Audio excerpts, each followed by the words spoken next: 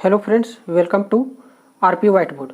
Friends, आज हम लोग कक्षा 10 का प्रश्नावली 1.5 का प्रश्न संख्या 3 देखेंगे। फ्रेंड्स, इसमें कहता है, आपको याद होगा कि पाई को एक वृत्त की परिधि C और उसके व्यास D के अनुपात में परिभाषित किया जाता है, अर्थात पाई बराबर C/D है। यह तथ्य का अंतर्विरोध करता हुआ प्रतीत होता है कि पाई अपरिमेय है। इस अंतर्विरोध का समाधान आप किस प्रकार करेंगे? तो फ्रेंड्स, चलिए आपको मैं कॉपी पेन पर बताने की कोशिश करता हूँ। फ्रेंड्स, आप पढ़े होंगे कि पाई एक अपरिमेय संख्या है। पाई एक अपरिमेय संख्या है। तो यह परिमेय संख्या हमने परिमेय अपरिमेय जब इसके पहले वाले चैप्टर में इसको बताया हूँ, प्रश्नावली वाला में, तो उसमें बताया हूँ कौन परिमेय संख्या होता है, कौन अपरिमेय संख्या। तो यहाँ आप अगर पाई का सिंबल हम लोग लिखते हैं तो ये पाई का बराबर हो जाता है यह अपरिमेय संख्या। तो यहाँ जो प्रश्न में दिया हुआ है फ्रेंड्स, कहता है कि पाई बराबर C/D यानी C/D, और C/D जो दिया हुआ है, C मेरा सरकमटांसेस यानी वृत्त की परिधि और D डायमीटर यानी वृत्त की व्यास। तो समझिए फ्रेंड्स, ये मेरा अगर ये वृत्त हो गया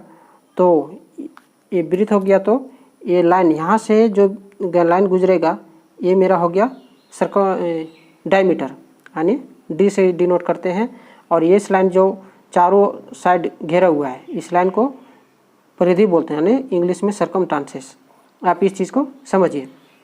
तो यहाँ जो प्रश्न में कह रहा है कि पाई जो वैल्यू C/D, और यहाँ कहता है कि पाई एक अपरिमेय संख्या है। तो क्या C/D जो है ये P/Q के रूप में है। यानी कहने का मतलब ये P/Q के रूप में है। तो ये कैसे हो सकता है कि परिमेय संख्या या अपरिमेय हो? इसी बात का अंतर्विरोध को हम लोग को यहाँ बताना पड़ेगा या सिद्ध करना पड़ेगा कि मतलब ये कैसे कोई भी परिमेय संख्या या अपरिमेय संख्या कैसे होगा। तो फ्रेंड्स, आपको मैं बताना चाहता हूँ कि C/D जो होता है इसमें से कोई भी एक वैल्यू अगर यह परिमेय संख्या है, तो जैसे C मान लेते हैं हम, अगर C यह परिमेय संख्या है, दूसरा परिमेय संख्या है, तो मेरा वैल्यू भी यह परिमेय संख्या ही आएगा। जैसे इसमें D अगर मान लेते हैं यह परिमेय संख्या और ऊपर जो वैल्यू है मेरा परिमेय संख्या, तो इसको कैलकुलेट करेंगे तो भी मेरा वैल्यू यह परिमेय यहाँ होता है।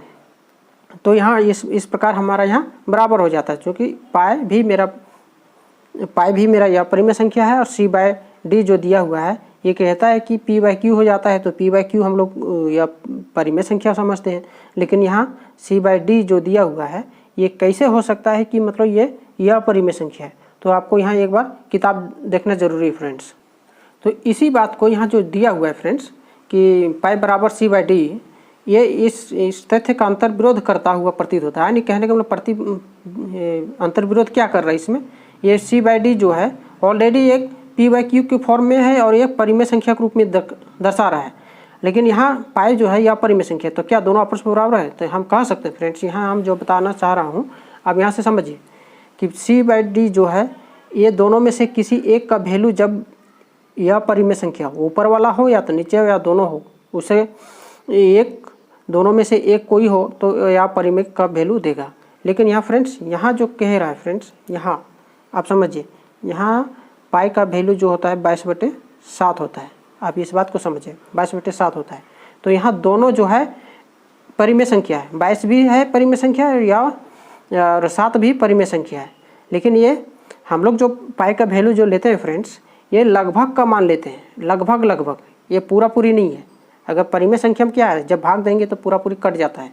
लेकिन यहाँ फ्रेंड्स जब सरकमटांसेस, ये ऊपर 22 जो मेरा सरकमटांसेस दर्शा रहा है यानी C, और नीचे जो दर्शा रहा है D यानी डायमीटर, तो इसी वैल्यू जो बराबर का वैल्यू जो हम लोग लेते हैं, यानी ये लगभग अप्रॉक्स में हम लोग वैल्यू लेते हैं। और अप्रॉक्स का वैल्यू जो होता है वो परिमेय संख्या को दर्शाता नहीं है या परिमेय संख्या को दर्शाता है।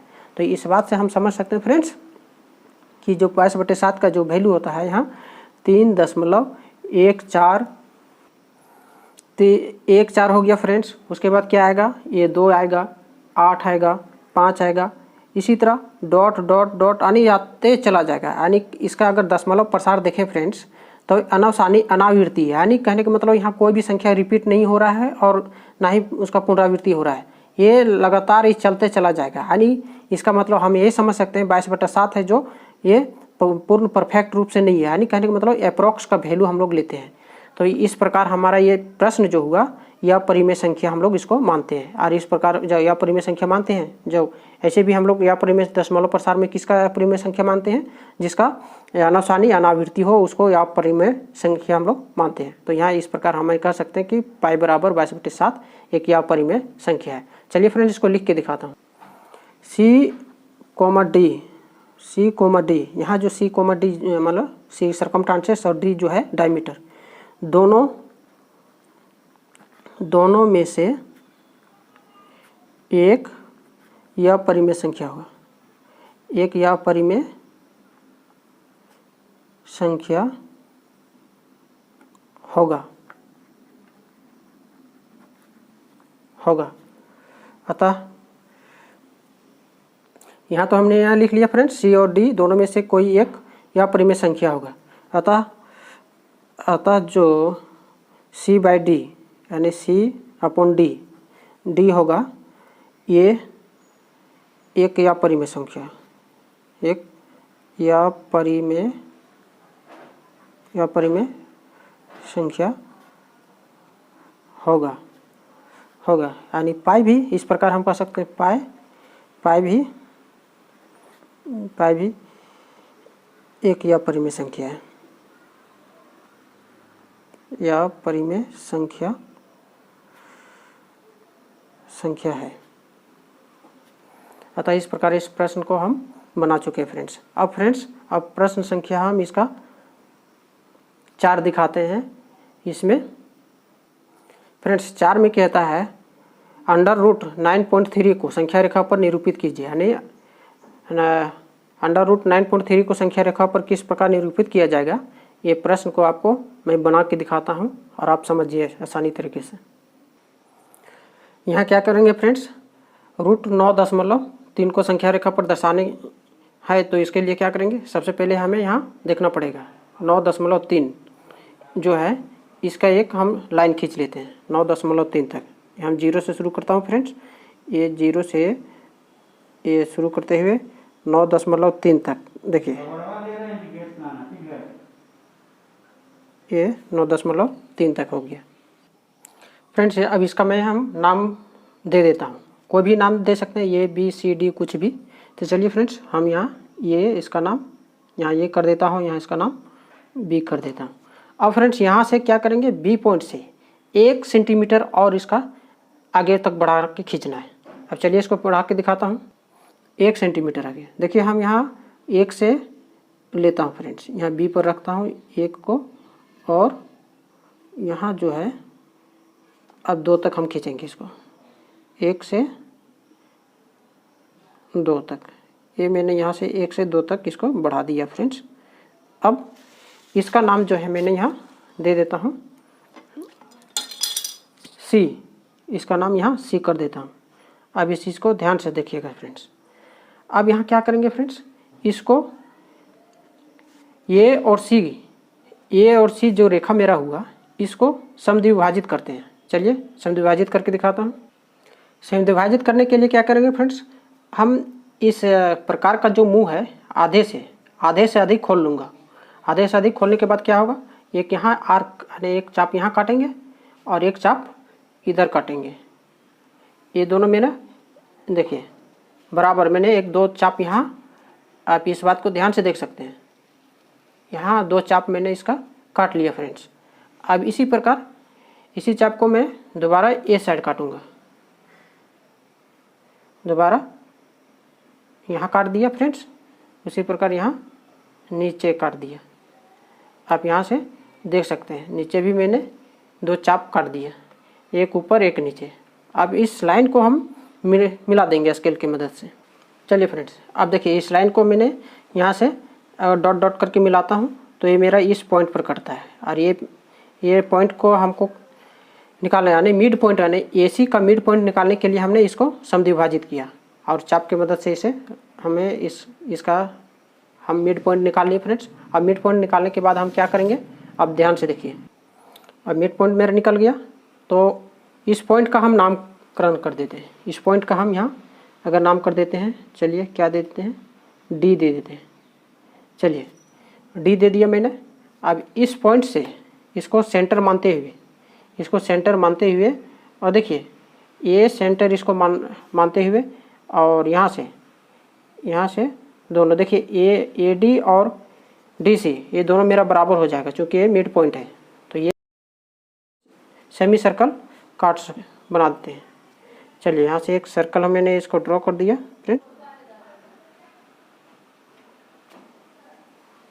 फ्रेंड्स मैंने एक सेमी सर्कल ये बना लिया। आप इस ब्लैक वाला जो लाइन है इस लाइन को देखिएगा, यहाँ बनाने में थोड़ा सा दिक्कत हो रही थी, स्केल बार बार फिसल जा रहा था, प्रकार फिसल रहा था फ्रेंड्स। अब फ्रेंड्स यहाँ क्या करेंगे, अब आगे हम यहाँ देखिएगा यहाँ बी पॉइंट जो मेरा ये मिला दिया, एक सेमी सर्कल बना लिया।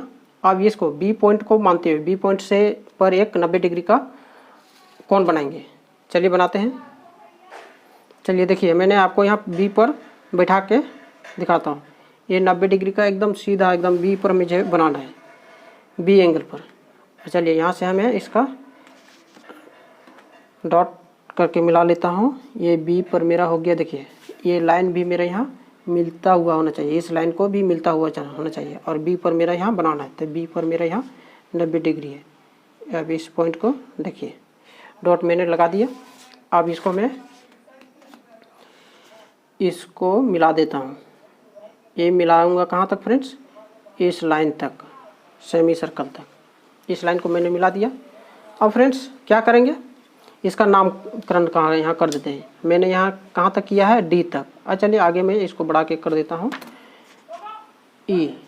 इसका नामकरण ई मैंने कर दिया इस जगह का। अब फ्रेंड्स एक सी से कुछ दूरी और इसका डिस्टेंस बढ़ा लेंगे हम। क्यों बढ़ाएंगे, अभी आप देखिए, इसको आपको समझ में आ जाएगा। सी से कुछ दूरी, ये जरूरी नहीं कि कितना दूरी हम बढ़ा सकते हैं, कितनों भी दूरी आप बढ़ा सकते हैं। चलिए यहाँ तक बढ़ा दिया फ्रेंड्स। अब बढ़ाने के बाद क्या करेंगे, यहाँ से इस माप का यहाँ से एक पॉइंट यहाँ रखेंगे, स्केल का प्रकार का यहाँ पॉइंट रखेंगे और पेन का टिप पॉइंट यहाँ रखेंगे यहाँ। अब देखिए टिप पॉइंट कहने मैंने कहाँ रखा है, सो यहाँ रखा और इसी का एक सर्कल यहाँ ड्रॉ करेंगे। अब इसको मैं ड्रॉ करके दिखाता हूँ फ्रेंड्स। ये जो मेरा पॉइंट है, ये जो मेरा पॉइंट यहाँ मिल गया फ्रेंड्स। यहाँ से थोड़ा सा मैंने यहाँ लिखा ना हूँ, यहाँ से ये पॉइंट, यहाँ से आप समझिए, ये पॉइंट जो है यहाँ तक, ये मेरा 9.3 है। यहाँ जो मैंने एक सेंटीमीटर जो बढ़ाया था, ये आप यहाँ से समझ सकते हैं, यहाँ तक है। और ये अनलिमिटेड है, मतलब जहाँ तक आप बढ़ा सकते हैं अपने हिसाब से, वो आप पे डिपेंड करता है। और फ्रेंड्स इसमें ये जो मेरा लाइन है BE संख्या रेखा पर अभी नहीं था, तो यहाँ से मैंने इसका माप का ले लिया और माप का लेने के बाद जो मेरा यहाँ तक ये लाइन और BE बराबर, इसका भी एक नाम दे देते हैं। चलिए यहाँ नाम देते हैं F नाम दे देते हैं। तो यहाँ जो मेरा नाम हुआ BE, यहाँ से आपको लिख के बता देता हूँ, BE बराबर मेरा √9.3 है। फ्रेंड्स यहाँ सभी का मैंने नामकरण कर दिया है और यहाँ भी मिलाया। इस लाइन को 90 डिग्री पर जो यहाँ खींचा हूँ लाइन, ये इसके ऊपर ज़्यादा नहीं जाना है, इसके ऊपर नहीं जाना है। उसके बाद ये B और E का मेजरमेंट लेते हुए प्रकार की मदद से ये मैंने एक चाप यहाँ काट दिया और यहाँ B पर यानी F पर मिल गया। अब यहाँ आप देख सकते हैं फ्रेंड्स, ये मेरा BE जो है 9.3 है, √9.3 है और यही लाइन यहाँ BF भी बराबर है मेरा, यानी कहने का मतलब है BE बराबर BF। तो ये हो गया मेरा यहाँ से यहाँ तक, B से F तक जो मेरा लाइन हो गया √9.3 जो है, इसी को हमें यहाँ दर्शाना था, जो मैंने यहाँ दर्शा चुका हूँ फ्रेंड्स। अब ये मेरा हो गया डायरेक्ट, हम यहाँ से एक साथ दोनों को लिख सकते फ्रेंड्स। बी बराबर बी एफ बराबर यहाँ हो गया मेरा 9.3 रूट अंडर 9.3, ये मेरा दर्शा गया फ्रेंड्स। इस प्रकार हम इसको संख्या रेखा पर निरूपित कर दिए फ्रेंड्स। आप इस चीज़ को ध्यान से समझिएगा फ्रेंड्स। आप चैनल पर अगर नए हैं, पहली बार विजिट कर रहे हैं, तो चैनल को सब्सक्राइब कर लें, क्योंकि कक्षा 9 और 10 का रेगुलर वीडियो अपलोड हो रहा है। और नोटिफिकेशन बेल आइकन को भी ऑन कर दें, ताकि आपको सूचना हर वक्त मिलता रहे। जय हिंद दोस्तों।